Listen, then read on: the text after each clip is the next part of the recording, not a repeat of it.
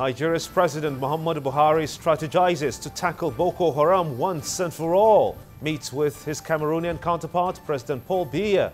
Both leaders decide to tackle insurgency with a joint force. Hello and welcome to Roadmap. I am Gimba Umar.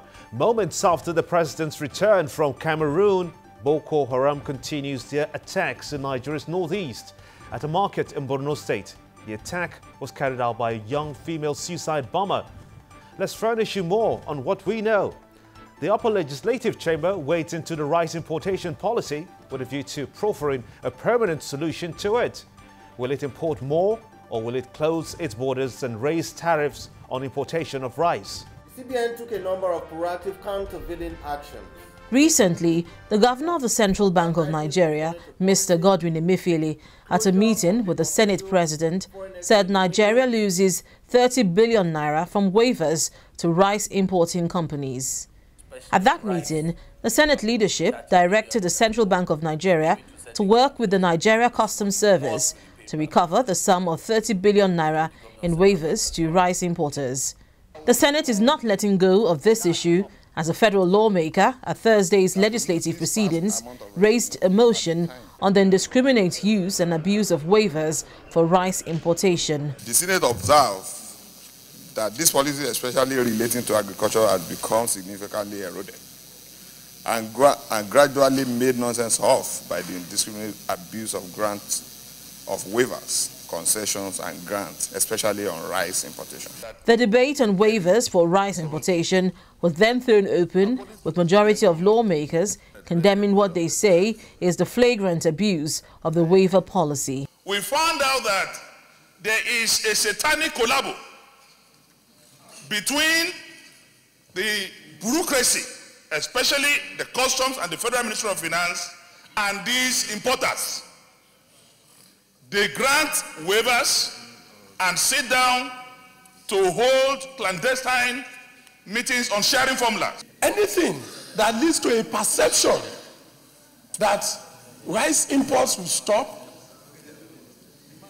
what you will get will be hoarding of the rice that are in the warehouses for distribution, and instantly the price of rice will rise. You can't owe government 20-something billion and again nothing happens.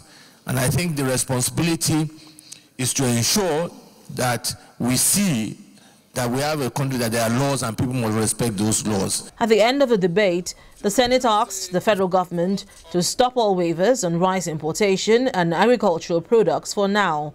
The upper chamber also set up an ad hoc committee to look into waivers, concessions and grants and recover all outstanding monies owed to the federal government. Well, this for sure will be interesting to see where the rice importation policy takes us next. That's not all, though. Let's take a look at the lower chamber of the National Assembly. Principal officers have been announced. Honorable Femi Gbadabiamila is favored as leader. He's from the APC, while Leo Ogo is minority leader from the PDP, amongst other principal officers. We met both of them in Abuja to get a clearer picture of the newfound unity and what this means for the National Assembly. Honourable Leader, I want to thank you so much indeed for joining us on Roadmap. Let's begin by asking you the question that many Nigerians have been pondering about.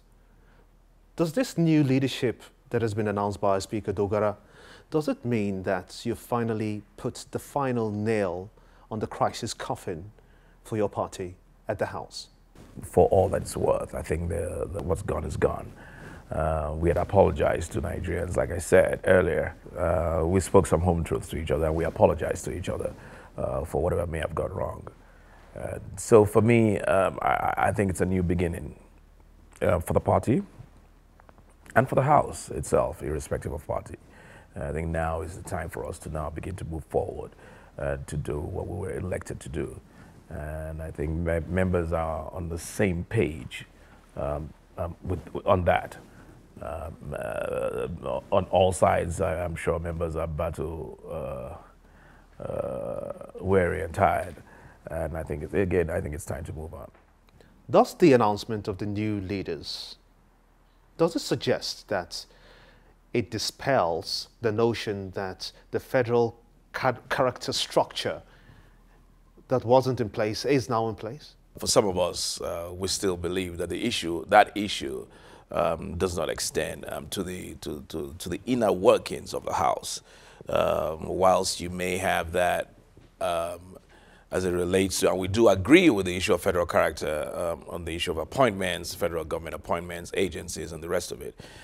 We do not believe that the federal character and the Federal Character Commission that was set up is applicable, and nowhere will you find it that it's applicable to the inner workings of the House. But having said that, let's even accept that perhaps it is applicable to the Parliament. If you look at the House, the leadership of the House, and that's the misconception that's been thrown out there, it's not a leadership of 6 people.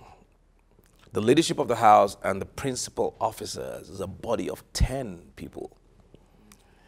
4 from the side of the minority party, the opposition, and 4 from the side of the ruling party, with a speaker and a deputy speaker, obviously coming from the ruling party because of the numerical strength, and that makes 10 officers, 6 and 4. That is what comprises of the leadership of the House. So the PDP had earlier organized themselves with their principal officers, and when you combine the PDP and the opposition principal officers and that of the ruling party, everybody had been represented. So the issue of federal character, as it pertains only to the ruling party, was a bit not quite accurate in terms of reflection of federal character in the House. Under your leadership, how do you intend to approach the problems that the economy is facing at the moment?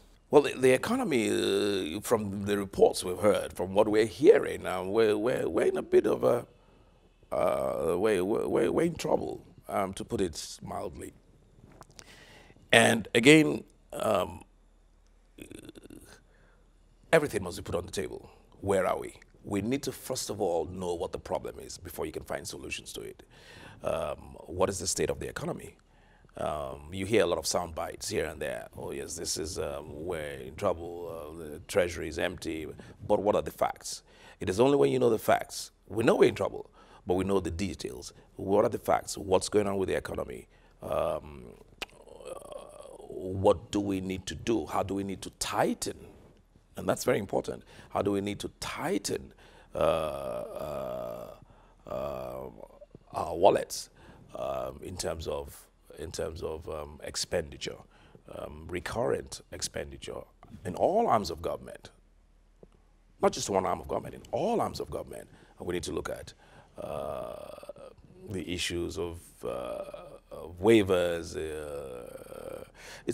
I will say, and quite honestly, for the want of a better word, I will say we are a spendthrift government, where you rely on a particular stream of income, and that begins to dwindle. You need to look elsewhere. You need to improvise. We need to begin to think outside the box. And that is what is required. It's not going to be business as usual. Interesting thoughts by the House leader there. Well, that's not all. When Roadmap returns, Honorable Femi Gbajabiamila shares his thoughts on the issue of Boko Haram and other pressing issues facing the country. Stay with us.